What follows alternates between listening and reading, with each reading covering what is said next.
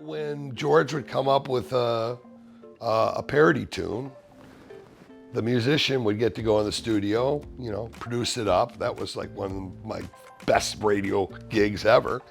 And then, I don't know who it was that says, well, why don't we get a band and get out there and play, make it a promotional arm of the radio station. The songs are red hot, and we ended up selling, doing a Bruiser band album. Our opening gig was opening for Mitch Ryder at Pine Knob, full house, major storm. We had some great gigs, and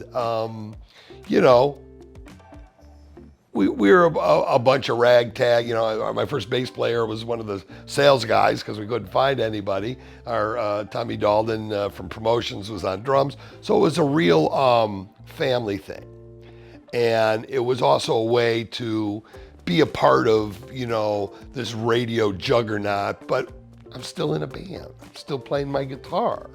I'm still, smiling at pretty girls. So it was a very special time promotionally, and for me it was a gas.